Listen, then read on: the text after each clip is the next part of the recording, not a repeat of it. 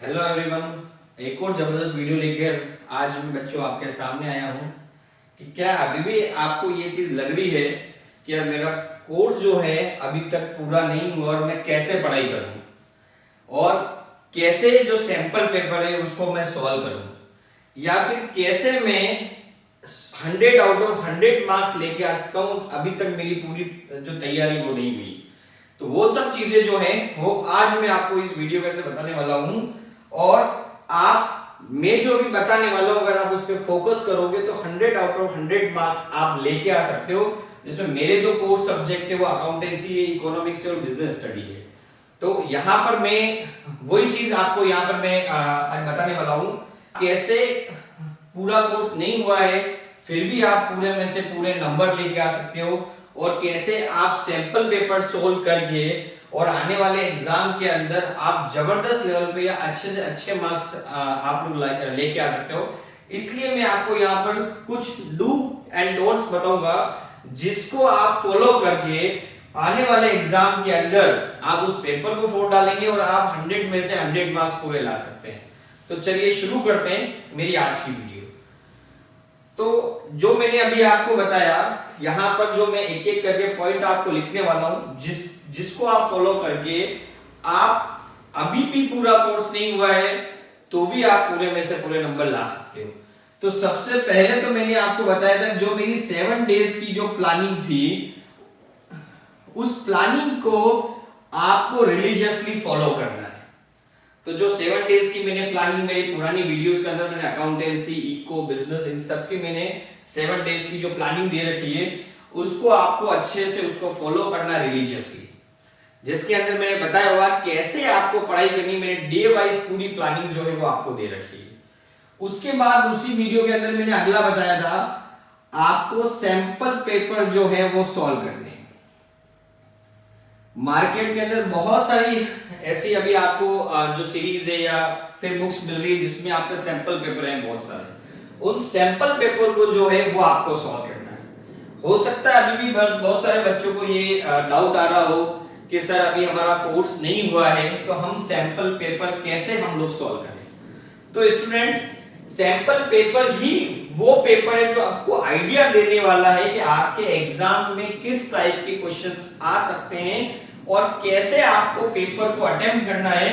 और सबसे बड़ी बात कि आपको ये पता चल जाता है कि बुक में कौन कौन से टॉपिक इंपॉर्टेंट है जिस पे सबसे ज्यादा मुझे फोकस करना है। तो उसके लिए आपको सैंपल पेपर सॉल्व करना जरूरी है। जैसे अगर मैं बताऊं आपके पास अगर अकाउंट्स का है सैंपल पेपर, इको का है और बिजनेस का है और आपको लगता है कि मेरे तीनों सब्जेक्ट में पूरा कोर्स नहीं हुआ है तो जो जो टॉपिक आपके हो गए हैं वो वाले टॉपिक से आप पेपर सॉल्व करें और जो टॉपिक अभी नहीं हुए तो भी आपको पूरा सैंपल पेपर पढ़ना है। उसके अंदर जो क्वेश्चंस आए हैं उस क्वेश्चंस के अकॉर्डिंग आप अपनी बुक्स के अंदर से वो टॉपिक लेकर आप उसकी तैयारी कर सकते हैं। इसका मतलब जो पूरा हो गया है उसको आपको रिलीजियसली सॉल्व करना है और जो पूरा नहीं हुआ है इससे आपको ये आइडिया लग गया कि किस टाइप के क्वेश्चंस इस चैप्टर से आ सकते हैं। हमें उसकी तैयारी साथ के साथ हम लोगों को करनी है। और जब हम लोग सैंपल पेपर को सॉल्व करेंगे हमारा कॉन्फिडेंस लेवल बूस्ट अप होगा और हमारी माइंडसेट में पॉजिटिविटी आएगी कि हमारा पेपर अच्छा होने वाला है। और हम सभी जानते हैं बहुत अच्छी सही है, जैसा हम सोचेंगे वैसा होगा। अगर हमारा पॉजिटिव माइंडसेट है तो सब चीजें हमारी पॉजिटिव होने वाली है। तो हमें सैंपल पेपर जो है वो सॉल्व करना बहुत जरूरी है।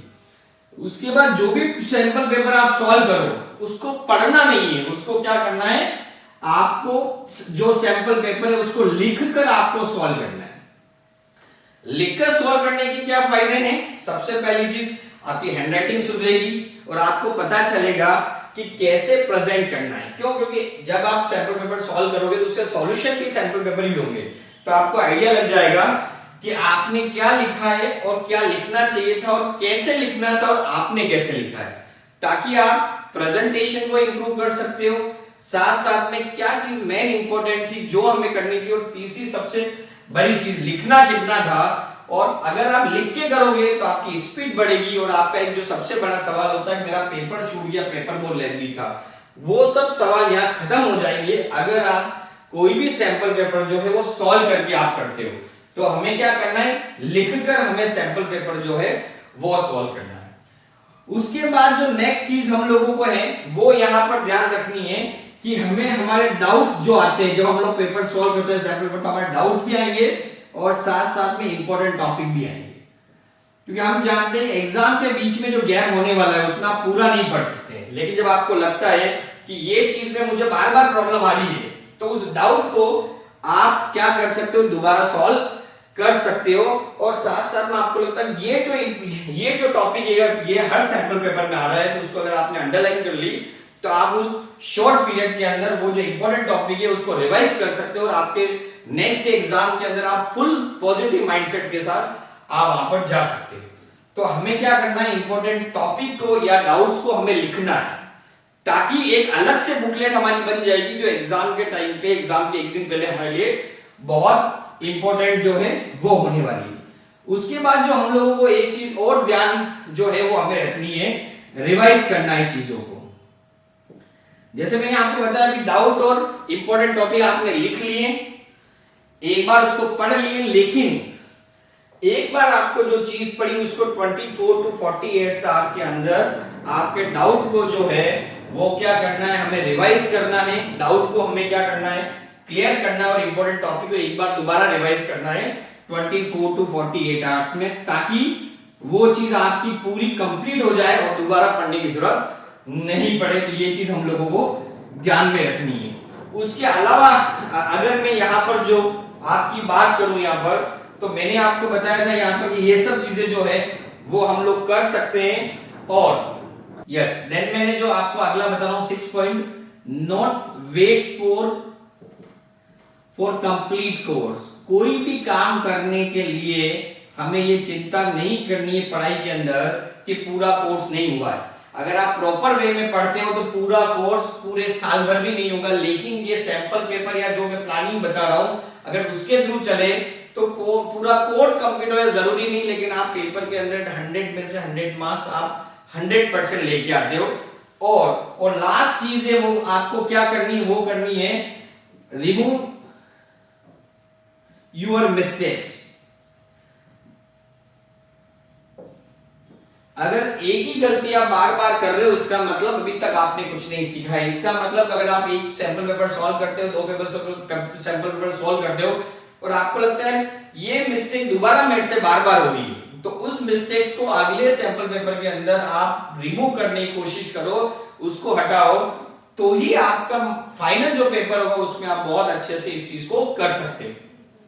आई होप मेरी ये जो स्टेप्स है आपको, आप स्टूडेंट बहुत पसंद आई होगी और आप उसको फॉलो करके डेफिनेटली आप पेपर के अंदर पूरे में से पूरे नंबर लेके आ सकते हो। तो ये जो वीडियो है जल्दी से जल्दी आपके फ्रेंड्स को जरूर शेयर करें जिनके अभी एग्जाम होने वाले हैं और इस वीडियो की वो हेल्प ले सकते हैं। तो थैंक यू वेरी मच। यही मेरी आज की जो वीडियोस थी जो आपके लिए यूजफुल हो सकती है। और ज्यादा ज्यादा ये रिक्वेस्ट करूंगा मेरे YouTube channel success coaching centre Udaipur को सब्सक्राइब करना ना भूलें, बेल आइकन जरूर दबाएं ताकि आपको मेरे नई नई वीडियोस की नोटिफिकेशन मिलती रहे। और भी अगर आप मुझसे जुड़ना चाहते हो मेरे टेलीग्राम चैनल से आप जुड़ सकते हैं सक्सेस कोचिंग सेंटर के नाम से। Thank you very much. आपका अपना अविनाश।